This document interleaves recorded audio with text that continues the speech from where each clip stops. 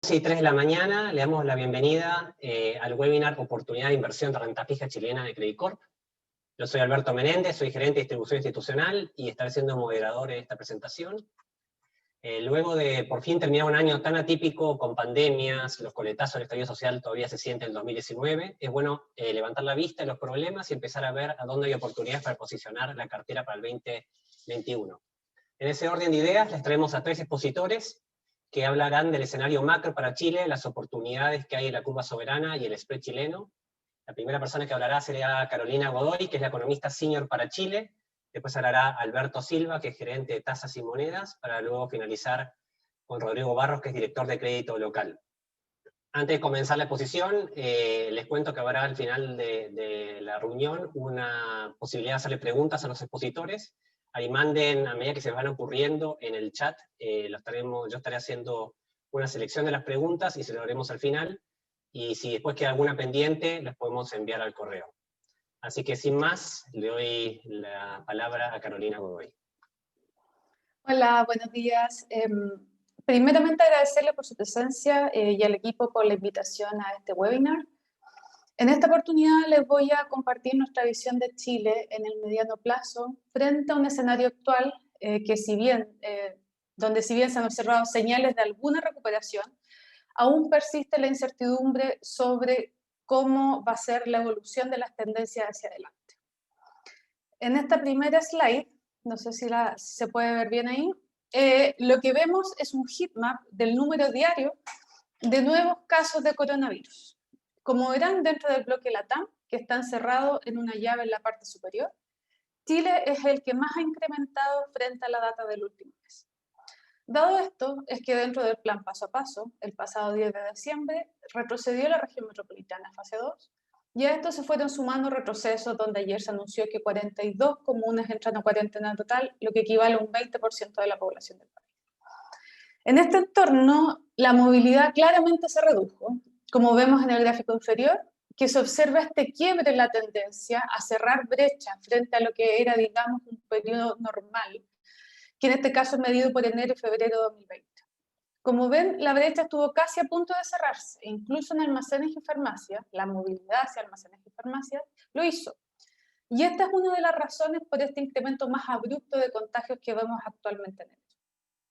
El gráfico de la derecha es complementario al anterior, donde este indicador de tráfico muestra que la movilidad, si bien está cerca a un periodo normal promedio 2019, que es la línea azul punteada, es menor a la registrada la semana pasada. De esto, ¿qué podemos desprender para nuestro análisis?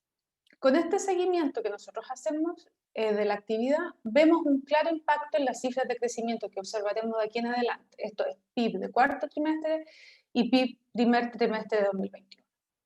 Si pasamos a la siguiente lámina, en el gráfico de la izquierda vemos el IMASEC desagregado por componentes que ahora entrega el Banco Central. El desplome de las cifras de crecimiento vino dado por los servicios, que pesan un 50% del PIB. Y la recuperación que viene a partir de septiembre fue principalmente por comercio y en menor medida industria. El retiro de fondos de pensiones comenzó a incidir positivamente en el PIB desde agosto. En concreto, el sector comercio aportó en solo 2 meses 0.5 puntos porcentuales del PIB en el tercer trimestre, en un periodo en que la economía total cayó 9%, por lo cual esta cifra es bastante alta. También en 2 meses que conocemos del cuarto trimestre, octubre y noviembre, ya lleva una incidencia de 1.3 puntos adicionales al PIB, a diferencia de los demás sectores que esperamos que de forma agregada continúen mostrando una contracción. En concreto, esperamos una contracción de entre 0,6 y 1 para el cuarto trimestre de 2020. Esto tiene detrás un IMASEC de diciembre negativo, que es el punto que se ve en el gráfico, punto final del gráfico de la izquierda, ante una base de comparación relativamente alta, a lo que se suman las nuevas medidas de confinamiento que les mencionaba anteriormente y que van a afectar principalmente a esta barra gris que vemos en el gráfico, que son los servicios. Habíamos visto una recuperación en ellos, pero ahora es probable que no se desaparezca esta incidencia negativa que tuvo durante la mayor parte del año pasado. Con respecto al comercio, Esperamos que este dinamismo persista durante el primer trimestre en bienes durables y no durables asociados a la mayor liquidez proporcionada por el segundo retiro de fondos de AFP y también por los nuevos bonos propuestos por el gobierno la semana pasada y que serán entregados durante el primer trimestre. Sin embargo, la masa salarial, que está estrechamente relacionada con este componente, continúa siendo muy negativa, aunque con magnitudes que son cada vez menores en respuesta a una recuperación muy gradual del empleo. Con esto entonces, a partir del segundo trimestre, esperamos una dinámica de comercio en línea con esta recuperación, con una tendencia, digámoslo, más normal y no afecta por estos shocks positivos. En esta misma línea, en el gráfico de abajo, los indicadores de expectativas a diciembre muestran resultados divergentes. Como vemos en ese gráfico, es con un IPEC que mide la confianza de los consumidores y el INPSE que mide las expectativas empresariales, muestran una ligera contracción, mientras sus líneas ligadas al comercio se incrementan. Nuevamente, esto es impacto puntual del retiro de 10%, concentrado además en un mes de Navidad, que no es una tendencia, no lo vemos como una tendencia de recuperación. En la siguiente lámina, por favor, les muestro acá nuestra proyección de PIB para el mediano plazo. Esta incertidumbre del comercio que recién les mencionaba es solo una de las razones por las que 2021 será un año muy complejo, con grandes desafíos, de modo de iniciar la recuperación esperada. Nuestra proyección para 2021 es de un 5% de crecimiento. Y aún con esta cifra no alcanzaremos a recuperar lo perdido en términos de producto entre crisis social a fines de 2019 y pandemia en 2020. Como vemos en el gráfico de la izquierda, donde las barras son las variaciones anuales y las líneas los niveles, el PIB solo alcanzará el nivel que teníamos el tercer trimestre de 2019, el segundo semestre de 2022. Lo que nos ayudará bastante en esta recuperación es el precio del cobre, donde su nivel actual es casi un 30% más que el promedio de todo el 2020. Esto, obviamente, con su impacto en el PIB a través de productos, inversión privada, extranjera, consumo, exportaciones, gasto fiscal, etc. Particularmente en lo que se refiere a las métricas fiscales, este hecho dará un alivio relevante al déficit. Este año, el déficit consolidado alcanzará una cifra, año 2020, una cifra superior al 8%. Nuestra estimación es de 8,5%, que se debió, como ven en el gráfico de la derecha, a mayores gastos por coronavirus, crisis social, además de menores ingresos atribuidos a la caída del PIB y a las medidas de alivio entregadas en pandemia. Para este año, los ingresos y gastos ayudarán a disminuir este déficit, mayores ingresos principalmente, donde esta área que le resalto de un color más oscuro es el ingreso por cobre. Si este precio no se hubiera alcanzado, el déficit esperado para este año sería superior al 4%, mientras que nuestra estimación actual apunta a un 3,8% del PIB. Si pasamos a la otra lámina y llevando este análisis a otra medida fiscal, como es la deuda bruta, vemos que esta aumentó fuertemente debido a la pandemia, pasando de una cifra de un 26% de PIB a una cifra que estimamos internamente de 35% del PIB en 2020. Es muy difícil revertir este nivel, pensando incluso en un escenario muy auspicioso de cobre o de crecimiento. El déficit que dejó el 2020 en las arcas fiscales va a afectar la trayectoria sí o sí de los próximos años. Para este año en concreto, como vemos en el gráfico de la izquierda, estimamos un ratio de deuda PIB de 36%, con nuestra estimación de crecimiento de PIB de 5%, y esto es lo que contiene parte del deterioro que genera el déficit, como vemos en las barras gris y rosa últimas de ese gráfico. Si bien este nivel es alto para nosotros, este nivel contempla la emisión de 2021 recientemente anunciada por el gobierno, que en términos de nuevo endeudamiento no es mayor que el año recién pasado, de casi 13 billones, pero sí es mayor el monto que contempla para financiar vencimientos que fueron los que se adquirieron el año pasado en el corto plazo. Como les decía, si bien este nivel es alto para nosotros, si nosotros tenemos una mirada un poco más amplia de manera relativa, esto es bastante distinto, ya que si vemos el gráfico de la derecha, la mediana de la deuda para economías con nota A es de 60% del PIB, la deuda sobre PIB. Bastante sobre nuestra estimación y lo que también tienen otras entidades. Este 36% que nosotros tenemos es también más bajo que nuestras economías vecinas, donde lo más cercano es Perú, pero ya con una cifra de un 40% de deuda sobre. Por lo tanto, nos observa como un issue relevante de manera relativa. Sí, lo que sí esperamos es un downgrade durante el año. Fitch ya se adelantó con una calificación de A- en octubre del año pasado, y nuestro análisis sobre métricas cualitativas y cuantitativas nos lleva a pensar que una nota A es la más probable de observar cuando finalice este año. Si pasamos a la siguiente slide, por favor, en relación con inflación. Este ambiente de mayor liquidez, que ya les mencionaba unas láminas atrás, hemos visto presiones que se vienen dadas principalmente por bienes. ¿Ya? Alimentos y bebidas creció casi un 8% en 2020. Equipamiento del hogar, casi un 6% en 2020. Y vestuario, que históricamente ha registrado una tendencia a la baja, creció 1.5%, concentrado solo en los últimos meses del año. Esto se produjo por tres motivos. Lo primero, y más evidente, una mayor demanda por la liquidez. Segundo, por una respuesta, en algunos casos tardía, de los precios a la depreciación del tipo de cambio. Y tercer lugar, por un agotamiento de inventario. Recordemos que las importaciones cayeron del orden de un 40% entre mayo y junio de este año. De estos tres gatillantes de mayor inflación, nuestro view es que todos se moderarán. La demanda no será tan dinámica, la moneda ya comenzó a apreciarse y los inventarios comenzarán a reponerse. A esto se suma una brecha del producto que continuará negativa y que nosotros estimamos en un 3% promedio para 2021. Dado esto, los datos que estamos viendo y ahora que continuaremos viendo durante la primera parte del año serán cifras que las consideramos transitorias, determinando en lo que queda del año las presiones un poco más a la baja. Si se fijan en el gráfico de la izquierda, la línea negra es la inflación anual, que este año terminó en 3%. Luego de esto, en términos anuales, como les decía, vamos a observar cifras que alcanzarían incluso hasta un 3.5% anual. Sin embargo, esto se atribuye, además de lo que les comento anteriormente, a una pobre base de comparación del segundo y parte del tercer trimestre del 2020.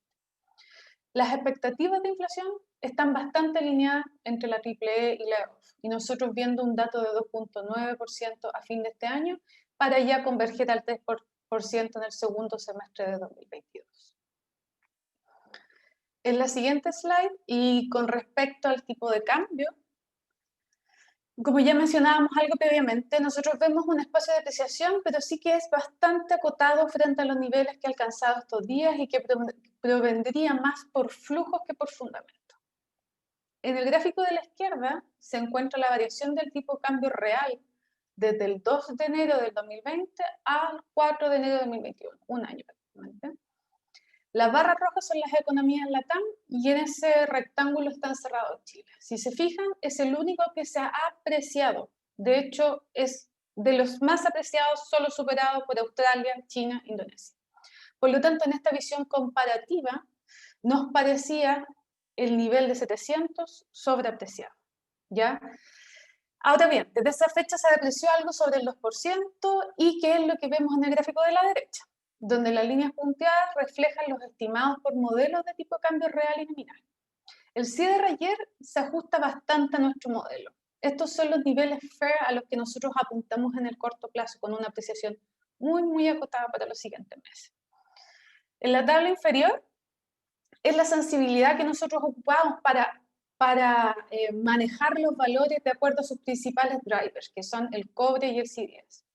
La lectura es que con un cobre de 360 y el CDS en 45, nuestro FER es 722, como se ve ahí directamente de la tabla, que es muy cercano a lo que tenemos ayer.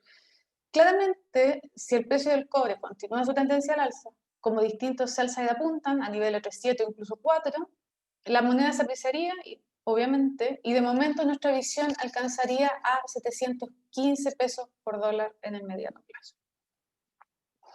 Y para finalizar, basándonos en este escenario que aquí les he mostrado, no esperamos modificación en la TPM durante 2021.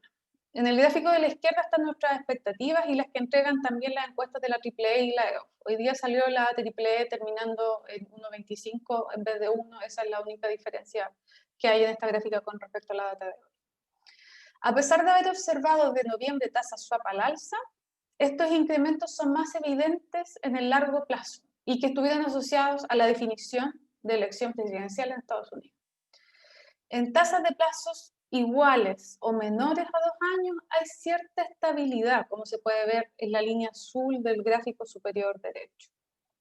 De hecho, desde el 1 de diciembre se ha visto una caída en toda la curva swap, como se ve en el gráfico inferior, y la curva forward implícita a través de del método Nelson-Ziegler sugiere una mantención hasta 18 meses de la TPO. Nuestra proyección en concreto es una mantención para 2021 y un incremento en marzo de 2022. Ese es el view macro, obviamente quedo abierta a sus preguntas. Posteriormente ahora le doy la palabra a Alberto, que va a continuar con la visión del equipo de tasas y monedas. Hola, buenos días. Mi nombre es Alberto Silva, yo estoy a cargo del equipo Rates and FX en Chile y ahora les voy a comentar a través de una pequeña presentación por qué nosotros en Credicorp Capital Asset Management creemos que este año podría ser un año bien interesante en términos de retorno para la curva local de renta fija.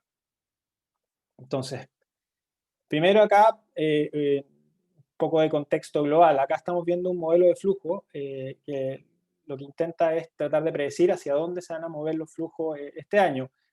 Para eso detectamos una serie de variables que se pueden clasificar en dos: variables pool, que son variables propias de la economía y que tradicionalmente o históricamente han tenido una incidencia en atraer flujo hacia la región. Y otras variables push, que son variables que no son propiamente de la economía, pero que sí son variables que pueden explicar salida de flujos desde otras regiones hacia economías emergentes.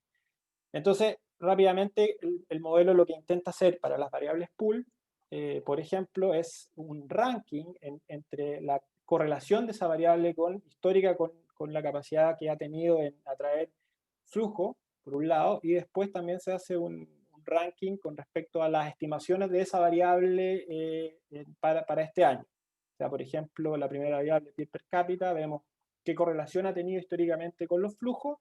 A eso le damos una puntuación de 1 a 5, siendo 5 la mayor correlación, y después vemos el crecimiento esperado del PIB per cápita para las distintas regiones, y eso le damos otro ranking del 1 al 5. Entonces, ese ranking se suma, y eso es, por un lado, un ranking de esa variable.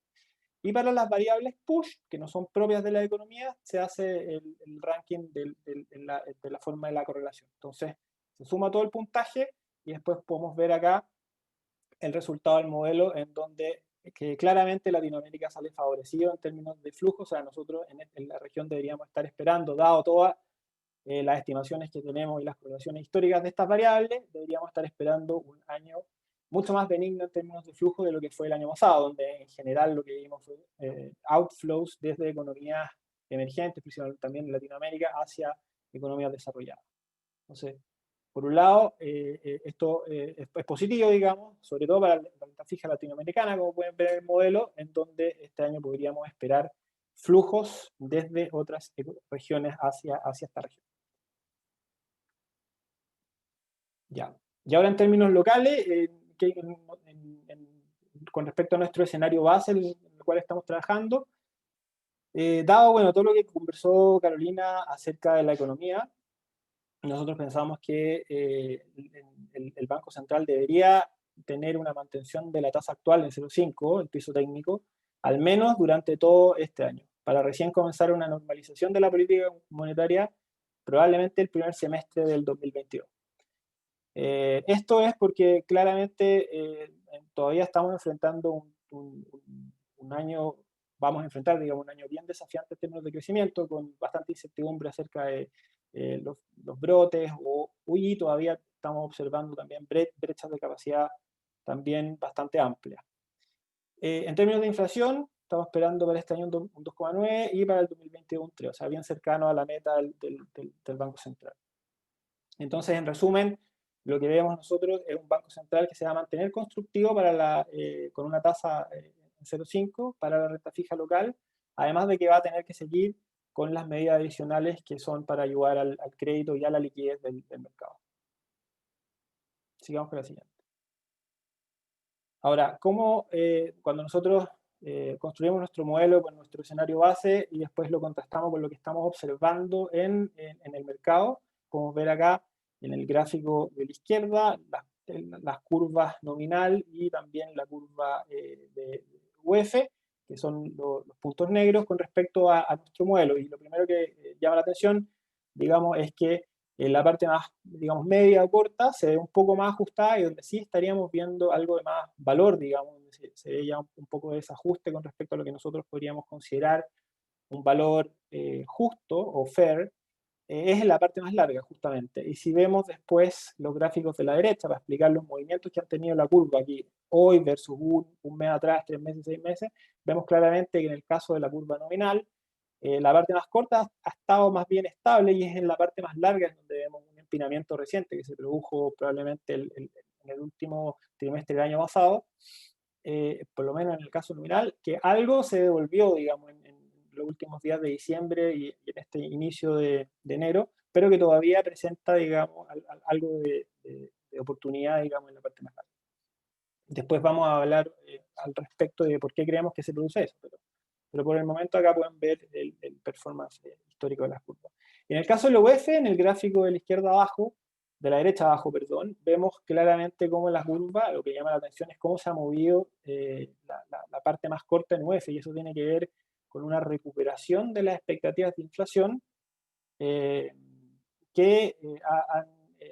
el mercado ha venido incorporando a medida que la economía se ha venido reabriendo, y también tiene que ver con algunos efectos sobre todo de los retiros previsionales. Pasemos a la siguiente. Ahora hablando específicamente de la inflación, si nosotros vemos los break-evens de inflación en la parte izquierda, ¿qué son los break-evens de inflación? Es la diferencia que existe a cada plazo, digamos, o lo que me hace indiferente a mí, o la inflación que me dejaría indiferente entre tomar un bono en nominal o un bono en UF. Y como se ve en el gráfico, ya si vemos el mercado, estarían bastante ajustados a lo que nosotros consideramos un valor fundamental o dentro del modelo. Y si vemos el comportamiento histórico, bueno, ahí vemos claramente cómo los break-evens o las expectativas de inflación, probablemente también las más cortas, han venido subiendo a medida que la economía se ha venido reabriendo, digamos. El año pasado vimos un colapso de las expectativas de inflación que tuvo que ver también con la caída abrupta del precio del petróleo, por un lado, y una economía que estaba totalmente cerrada, y también un INE que está bastante impedido también de tomar los precios. Ahora, a medida que la economía se comenzó a reabrir, el mercado empezó a incorporar nuevamente expectativas de inflación, y lo que vemos principalmente al final del año pasado es también expectativas que suben, digamos, amplían bastante. Y eso tiene que ver, por un lado, un boost del consumo, claramente generado por los retiros previsionales, ya lo vimos en diciembre, y también algo de pass-through del tipo de cambio. O sea, el año pasado vimos un tipo de cambio que tuvo una depreciación importante y las compañías no habían sido capaces de traspasar esos precios a la economía, dado que estaba cerrada y también había efectos importantes en la demanda. Y eso en la última mitad, o sea, el último trimestre del año pasado, es un efecto que ya se empieza a notar dentro de la economía. Ahora bien, nosotros igual todavía consideramos que esto tiene un carácter de transitorio, o sea, claramente lo que vimos está relacionado con un boost de consumo que es, digamos, un one time, no vemos el mismo efecto para el próximo año, y ahí cabe recordar que las brechas de capacidad todavía se encuentran bastante amplias, o sea, por ningún lado yo creo que vamos a tener presiones inflacionarias, lo que nos dejaría tranquilos en términos de nuestra política monetaria, lo que estamos esperando en términos de TPM. Pasemos a la siguiente. Y por último, termino acá con los premios por plazo. ¿Qué son los premios por plazo? El premio por plazo es el spread o los basis points extra que yo le exijo a un bono por tener una duración mayor. Acá estamos comparando los premios por plazo en el bono de 10 años con respecto a los de 5 años. Durante el segundo semestre del 2020 vimos que una ampliación importante de los premios por plazo.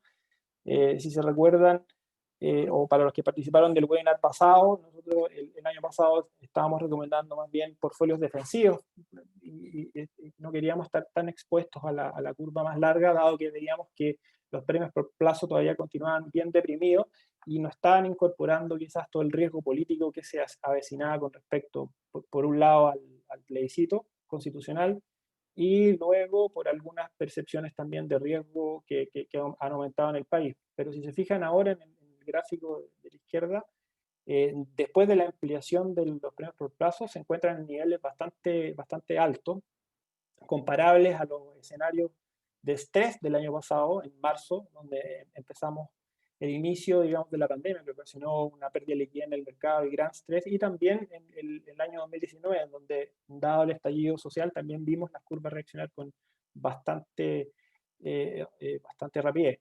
Entonces, todavía creemos que acá hay una oportunidad interesante en la medida que ya estamos siendo bien compensados en términos de premios por plazo por tomar posiciones, digamos, con un poco más de duración. Y si comparamos ambos premios por plazos de 10 a 5 años, vemos que a pesar de que el de 5 años también subió, en términos absolutos se encuentra en un nivel, digamos, menos atractivo que el de 10 años. Entonces, en resumen, por un lado, vamos a tener flujos positivos hacia la región. Por otro lado, vamos a tener un Banco Central que se va a mantener constructivo para la renta fija local, con una política monetaria muy expansiva aún, y medidas adicionales que van a proveerle liquidez, de ayuda a la liquidez y al crédito. Y por último, vemos unos premios por plazo que se encuentran en niveles altos, digamos, históricamente, lo que nos hace pensar en posicionarnos en un lado quizás más largo de la curva para este año. Eso. Ahora doy paso a Rodrigo Barros, que nos va a contar las perspectivas para el crédito local. Gracias, Alberto. Buenos días. Yo quiero contarle un poco de contexto y qué es lo que ha pasado este último tiempo con las empresas en el mercado local. Y como pueden ver ustedes en el gráfico de la derecha arriba, en general la actividad de emisiones en el mercado, o sea, en emisiones primarias en el mercado local ha sido bastante activa. Como pueden ver, en el 2019 tuvimos récord de emisiones, esto todo previo al estallido social, y durante este año, si uno toma en cuenta toda la historia hacia atrás, también fue un año bastante positivo en términos de emisiones. Y esto es bastante relevante en el mercado de crédito local. ¿Por qué? Porque básicamente las compañías han aprovechado este escenario de tasas bajas, incluso el mercado le ha dado el beneficio durante este último año 2020, con toda la volatilidad que tuvimos, incluso de acceder al mercado a poder financiarse.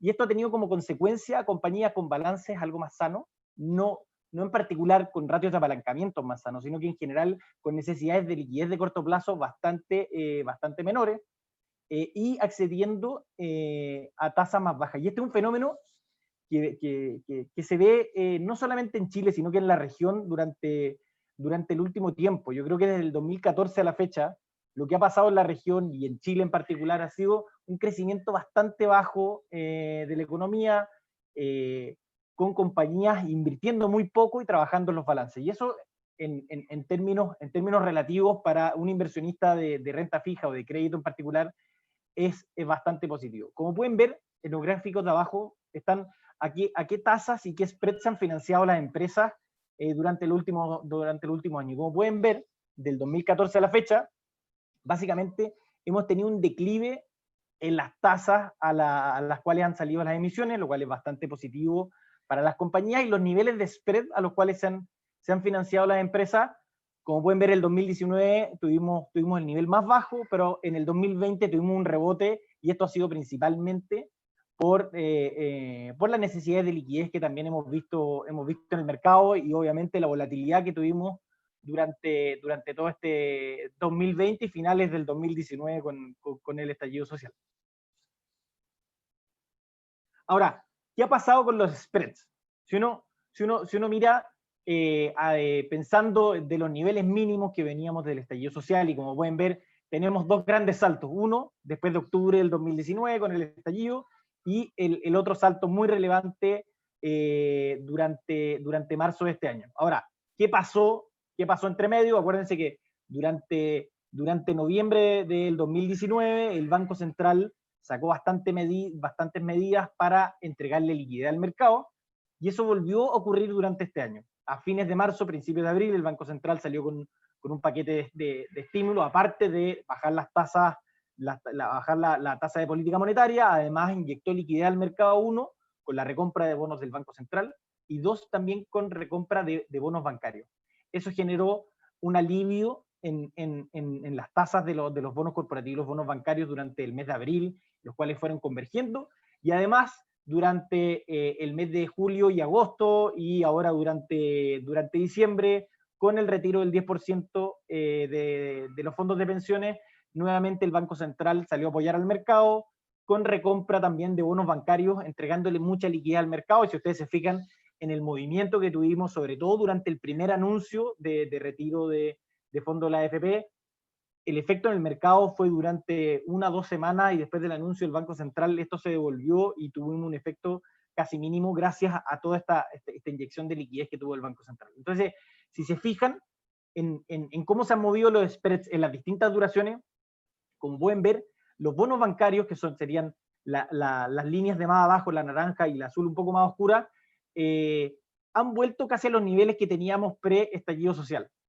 Y esto principalmente, uno, porque los bancos en general tienen un buen riesgo de crédito, en general la industria financiera en Chile es bastante sana, y dos, este efecto de recompra de bonos por parte del Banco Central le ha entregado una mayor liquidez, y hoy día el mercado los considera como una especie de activo también más líquido, ¿ya? Y si tomamos en cuenta los niveles actuales de spread, sobre todo en las duraciones para los bonos de 9 entre 3 y 5 años, el atractivo que se ve en los bonos bancarios hoy día es relativamente bajo. Hoy día estamos a niveles en donde el premio que existe en ese tipo de bonos es bajo, y estamos muy cerca de los niveles que teníamos previo al estallido social. Ahora, si tomamos en cuenta qué ha pasado con los spreads de las empresas, esto ha sido bastante distinto. Como pueden ver, en la línea celeste tenemos un salto, al igual que los bonos bancarios, durante octubre, después el salto durante marzo, pero no tenemos la misma compresión que tuvimos los bonos bancarios en este tipo de bonos. Como pueden ver, estamos hablando de compañías que son AA, son compañías que en general tienen buena calidad de crédito, y pese a todo lo que ha pasado, se han mantenido relativamente estables. Nosotros creemos que esto hoy día, pensando sobre todo en las duraciones entre 3 y 5 años, ¿creemos que vamos a volver a los niveles de 70 puntos, 80 puntos que tuvimos previo al estallido social? No, pero sí creemos que estos 130 puntos hoy día se ven bastante atractivos, y podríamos tener una compresión entre 30 y 40 puntos, lo cual se ve bastante interesante.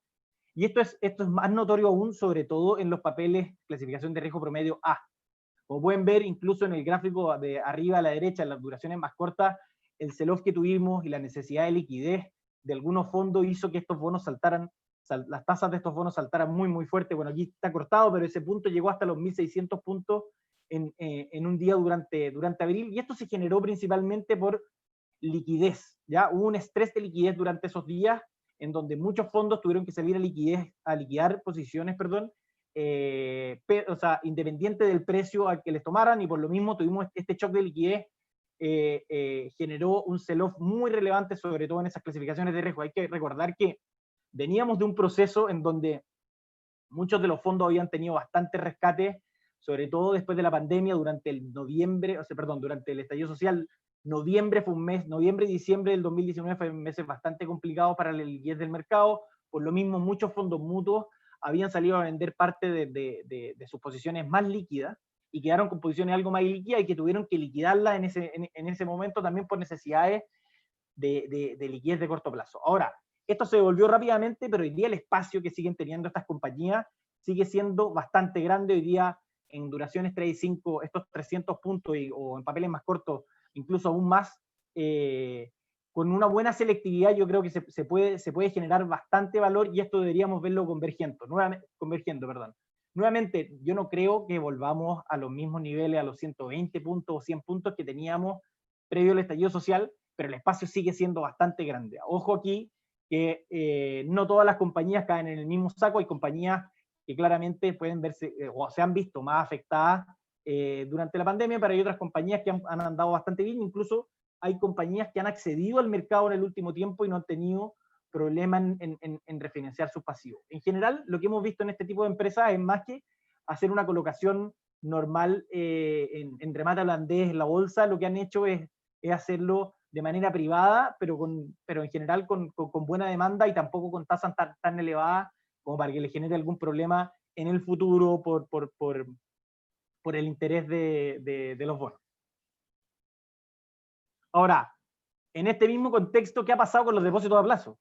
En este contexto de la gente tratar o de aversión al riesgo generalizada, ha generado que desde el estallido social a la fecha las tasas de los depósitos a plazo, y me imagino que la mayoría de ustedes lo ha visto, están en niveles súper bajos y mínimos. Hoy día, incluso en los bancos de mejor clasificación de riesgo, el spread contra la tasa de política monetaria incluso es negativo, ¿ya? Por lo mismo, nosotros no creemos que haya mucho valor hoy día en los depósitos a plazo, y creemos que tomar posiciones, tal como conversaba Alberto, en papeles más largos y tomar algunas posiciones en bonos corporativos puede ser algo súper atractivo para lo que viene este año. Ahora, en este mismo contexto, ¿qué ha pasado en periodos anteriores cuando hemos tenido crisis, recortes fuertes de tasa de política monetaria, posteriormente un alza o un valle prolongado como lo que estamos esperando nosotros, por lo menos en el mediano plazo, por lo menos para este 2021? Como pueden ver, la línea naranja es la tasa de política monetaria, y las otras dos líneas, uno son los spreads corporativos y otro los spreads bancarios. Los spreads bancarios son la línea más oscura, y como pueden ver, cuando se produce un recorte fuerte de tasa, primero viene una caída también bastante relevante en los niveles de los spreads corporativos, tanto como bancarios, como lo que podemos ver que pasó durante el 2008-2009, ¿ya? Después tuvimos alza de tasas durante el 2010, y en general los spreads se comportaron bastante bien, y durante el primer periodo tuvimos una compresión. Los spreads funcionan también como un buffer frente a alzas de tasa de política monetaria, y durante una primera etapa, en el mediano plazo, tienen un muy buen comportamiento.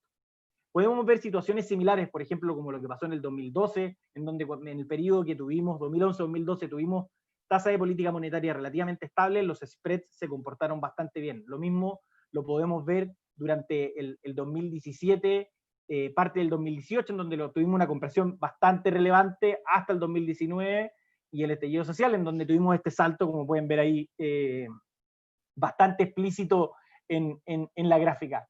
¿Qué creemos nosotros? Creemos que, dado que vamos a tener un periodo prolongado de tasas de interés relativamente bajas, hoy día más encima estamos partiendo desde un punto relativamente alto de spread, creemos que hay bastante espacio para la compresión.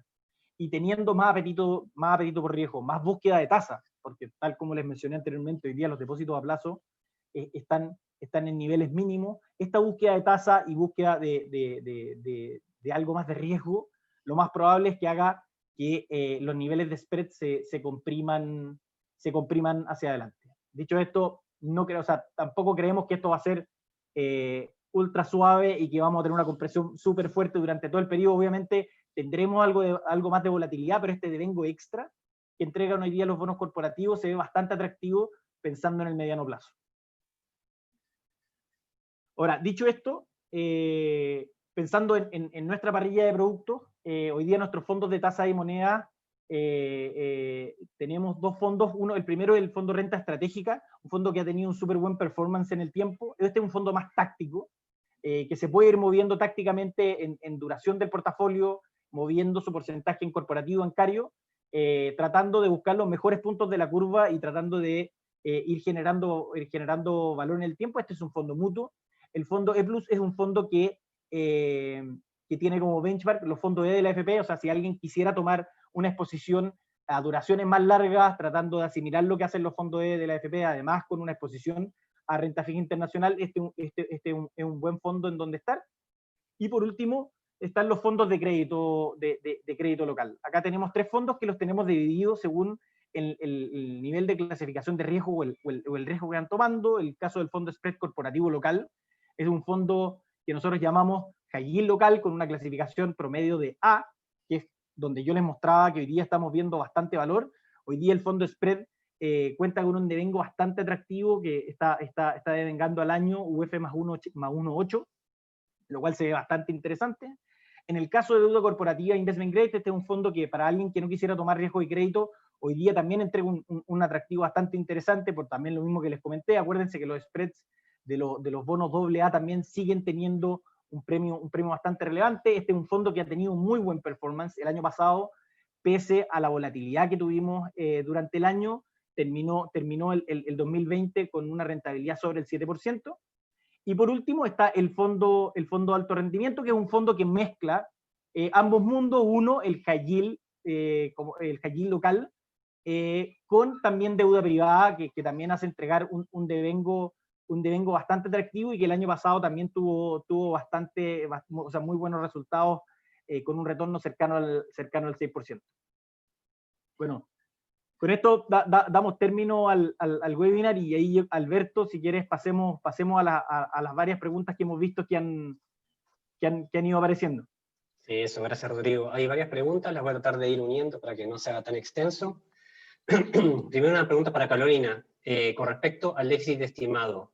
¿Cómo cambiaría esa estimación con el cobre llegando a $4 la libra? Y hay otra pregunta que también va bastante en línea, que dice, ¿cuántos dólares le quedan a Hacienda por liquidar? Digamos que ha afectado el tipo de cambio eso últimamente. Dale, gracias, Alberto. A ver, nuestro escenario con respecto al déficit contempla un cobre de 3.6 promedio en 2021. Esto es mantener los niveles actuales.